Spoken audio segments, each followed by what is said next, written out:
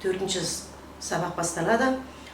Төртінші сабақтың алдымен біз жеке сөздерін бір рет жазып, айтылуын, оқылуын көрсетіп берем. Одан кейін ары қарай диалогы өтіледі.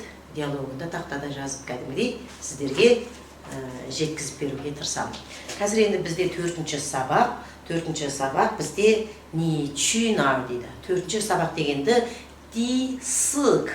Бұны 5-6 сабақтарға барған кезде осы сабақ деген сөздерді кішкене иероглифтер күрделенген кезде сіздерге көрсетіп беремін.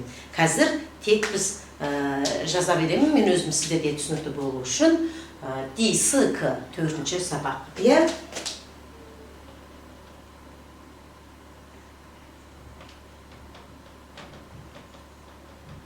Ди сық. Бұның тақырыбы ни чү нар дейді. Сен қайда барасың? Ни алдыңғы сабақта үйренгенбіз. Чү нар. Сен қайда барасың? Енді бұның жеке сөздерін бастаймыз. Бірінші сөз. Біз үшінші сабақта ма, екінші сабақта үйренгенбіз. Ертең деген сөз. Ертең деген сөзді миңтен деп айтқанбыз. Ал енді бізде қазір осы бүгінгі күнді, қазіргі күнді қалай айтамыз? Жинтен. Жинтен. Жинтен. Жинтен дегеніміз бүгін. Жин, пе, на, ден, хың, ке. Тен дегеніміз алдында оқыдық хың, пе, на. Тен деген сөз өзі жалғыз әдетте екі түрлі мағынада да қолданады бұл. Бірі аспан дегендегі тен, екіншісі уақыт. Бүгінгі күн, мысалы жинтен, минтен, цотен, бүгінгі күн деген уақытты да білдіреді. Екінші сөзіміз, енді біз жаңа айттық, алдыңғы сабақта ертең деген сөзді минтен деп оқыдық. Ал мынау бүгінгі күнді жинтен дендік. Енді бізде қандай күн қалды? Өтіп кеткен алдындағы күнді айтамыз. Осы бүгіннің алдындағы күнді айтамыз. Мысалы, оны қалай айтамыз? Зотен. Зотен. Зотен. Зотен дегеніміз кеше. Оның алдында жы деген бар, күн деген. Тен. Шу хың жығу, хың, хың. Енді қасында пе. Міндеде жы жазған кезде есімізде болсын. Мына жағы міне такаса тиіп тұрады да, ішіндегі хыңның мына жағы тимейді. Бөлек жазма. Пе хың. Шу. Мында хың. Хың. Бұл зо тен дегендегі зо деген сөз. Зо. Тен деген сөзді мен жерде жазып қойдым. Сонымен өздеріңіз жаза бересіздер. Ал енді бұл жинтен, зотен болды. Біз алдыңғы сағатта минтенді оқыдық. Жинтен, минтен, зотен. Жинтен бүгін, минтен ертең, зотен кеше. Былайша айтқан кезде зотен, жинтен, минтен. Зотеніміз кеше, жинтеніміз бүгін, минтеніміз ертең. Ол сөзді алдыңғы сабақта үйренгенбіз. Соған қараударыңызға болады. Ал енді бізде келесі сөзіміз, біз қазақ тілінде жұма деп айтамыз. Бір жұма, Қытайдарда шинчи дейді апта. Аптаның бірінші күні, екінші күні, үшінші күні, төртінші деп солай 7 күнге бөлінеді. Біз қазақша дүйсенбі, сейсенбі, сәрсенбі деп айтамыз. Сол сияқты енді Қытай тілінде бұл апта күнін қалай айтамыз? Шинчи деп айтады екенбіз. Шин деген кішкене жеңіл, жұмсақ айтылады да, чи, шинчи. Басымына жы жазылады, кішкене көлденең жазамыз, астында е. Шинчи. Шин деген сөз, жәнегі жыны жазамыз, 撇横横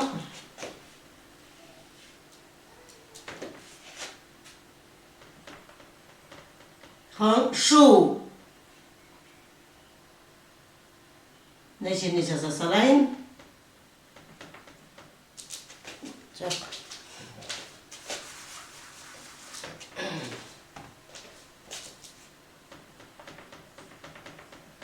横신 bu. Endi chi degan so'zni nechada maslab yozaman? Mana so'zni ya. Hang, shu. Екі шуды жазамыз. Ортасында екі хың. Астында үлкен хың. Пе. На. На қасындағы сөз үй деген сөз, я? Пе. Ай деген сөз үй. Хың жөду. Екі хың ішінде. Бұл үйенің де мына жақ шеті қайтеміз? Тимейді, я? Шинчи. Бұл шинчи дегеніміз жұма, апта деген сөз.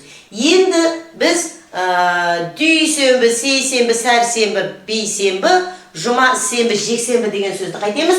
Осы шинчиға цифрларды, алдында мен сіздерге цифрларды өтіп бердім ғой деймін, я? Бірден 100-ге дейінгі цифрларды мен сіздерге өтіп бергенмін. Енді сол цифрларды 7-ге дейінгі цифрды осының соңынан қоя береміз. Бірінші, дүйсенбі деген сөзді шинчи и дейміз. Шинчи и дегеніміз дүйсенбі. Я?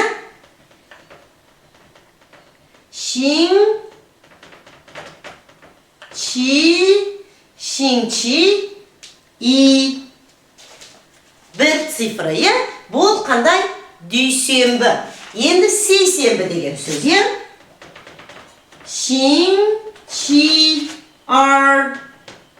Шинчи ар дегеніміз сейсенбі, я? Шинчи ар. Бұл сейсенбі күні. Енді бізде сәрсенбі. Былайша среда, я? Орыс тілінде.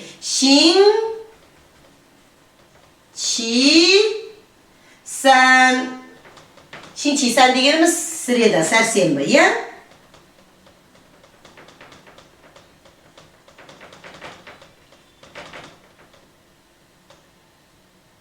Шинчи-сан, сәрсенбі. Енді шинчи-так. Енді мен мына үстіндегілерін өшірейін. Сіздер өздеріңіз YouTube'дан тоқтатып қойып, өздеріңіз ары қарай жаза бересіздер. Маған кішкене тақта керек. Ары қарай үстің жағын жазыпты өшіремін.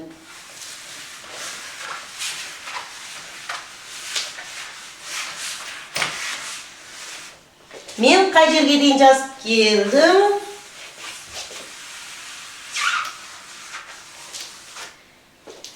Шинчи-санға дейін кеппін, я? Так, және біз шинчи дегенімізді апта дедік, я? Шинчи. Бұл апта.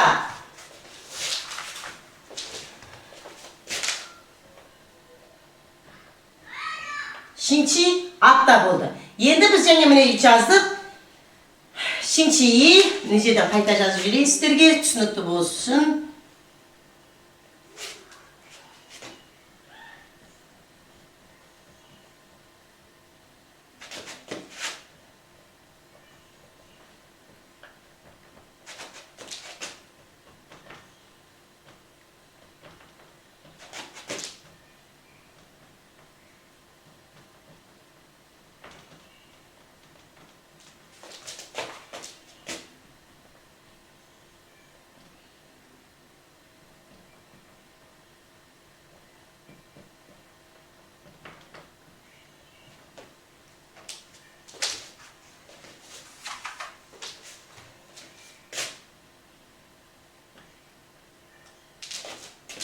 Так, міне жерде сәрсенбіге дейін жаздым, я? Міне, шинчи-санға дейін. Мына өшіре сұрайын, үстің жағына қарайсыздар, я? Сәрсенбіге дейін келдім. Дүйсенбі, сейсенбі, сәрсенбі, я? 星期一、星期二、星期三。Енді星期四, четверг. 星期四, бейсенбі күні, иә?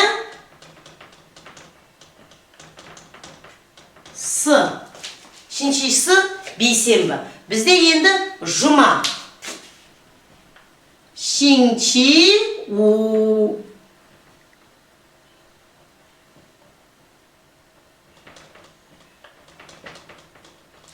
Енді бізде сенбі. 星期六. сенбі күні. 星期六. Енді бізде соңғы жексенбі демалыс күні, иә? 星期, енді оны 星期七деп айтпаймыз. Өйткені ол демалыс күні болғаннан кейін оны біз 星期天деп айтамыз. 星期天. Бағана мен сіздерге 7 күнді аламыз дедік қой, 7 күн емес, 6 күнін алып, 7-ші күні жексенбі күнді қайтеді екенбіз. 星期天деп айтамыз, иә? 星期天дегеніміз жексенбі күні.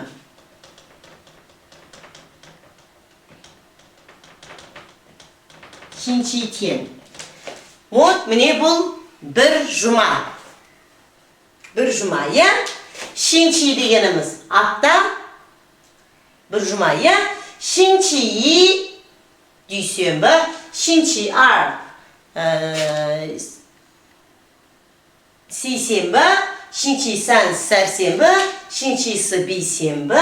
Шинчи у жұма. Шинчи леу сенбі. Шинчи тен бізде не? Жексенбі. Бұл бір жұма уақыт. Дүйсенбіден жексенбіге дейінгі шинчи тен. Ал енді Қытай тілінде кішкентай сандарды сұрауға, бірден 10-ға дейін немесе бірден 9-ға дейінгі сандарды сұраймыз. Мысалы, осы апта күндерін сұрауға арналған кішкентай бір сұрақ бар. Жи деген. Жи. Неше, қанша деген мағынаны білдіреді. Пие, хың, жывангоу. Бұл жи. Одан кейінгі сөзіміз ар деген сөз екен. Ар дегеніміз екі, Ар. Екі деген сан, оны біз алдында оқып кеткенбіз. Сән деген сөзді оны да оқып кеткенбіз. Сы деген санды да оны да оқығанбыз. Бұны осы недер үшін беріп отыр, Бұл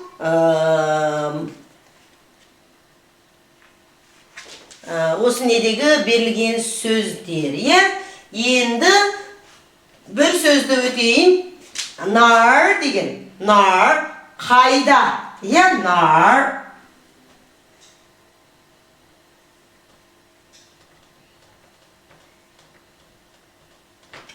Бұл қайда деген сұрағы, ар деген сөзімізді қарайық. Жи мен ар екеуінің қандай разницасы бар? Жидің үстінде хың, үстіңгі есігі жабылып тұр, Ал ар деген сөздің үсті ашық, Бұны қазір жазылуын тағы көрсетемін. Мен жерде пе, мен жерде хың, жывангу сразу жазылып тұр. Мен жерде нар деген алды коу деген сөз. Нардың кішкене жазамыз. Сосын жәңгегі үйеге оқсайды. Бірақ үйеге қарағанда үйенің мұна алдыңғы сызықтары шықпайды, мұнаның алдыңғы сызығы шығып тұрады, Екі хыңы да шығып тұрады сыртына. Неде хың пе вангоу. Шоу. Енді ардың жазылуына қарайық. Пе шоу вангоу. Осылай ғана жазасыз. Үсті ашық, есігі ашық. Бұл нар. Так, енді осы 4-ші сабақта 14 сөз берілген екен, 15 сөз. Мен қазір сіздерге осы сабақта тек 7 сөзін ғана өттім, жәнеден бері тақтада жазғандарыңыз. Енді осы 7 сөздің мен сіздерге оқылуын бір рет айтып берейін. сабақтарда ақырын сөздерді бір жолда бәрін бересіз ақ сіздерге кішкене қиындау болып кетеді.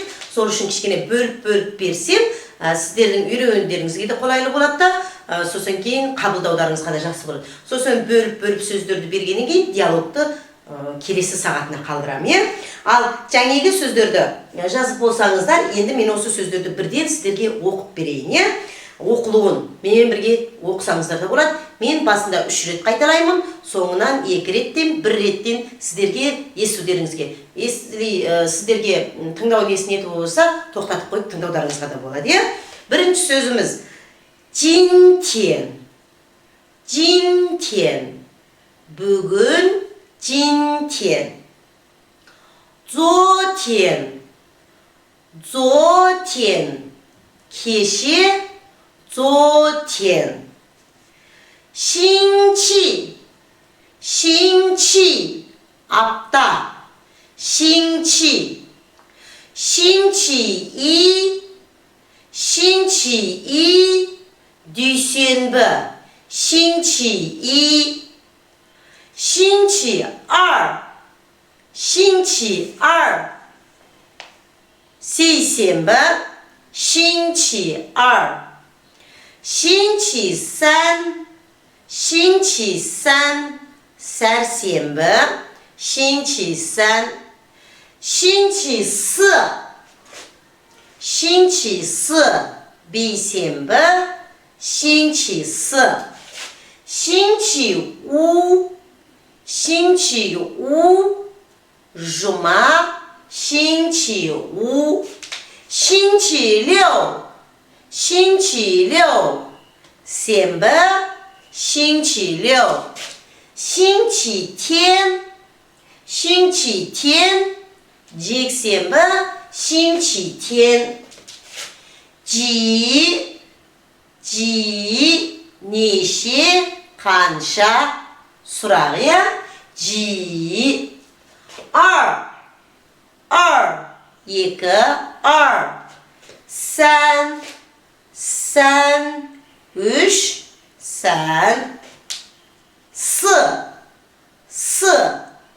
төрт,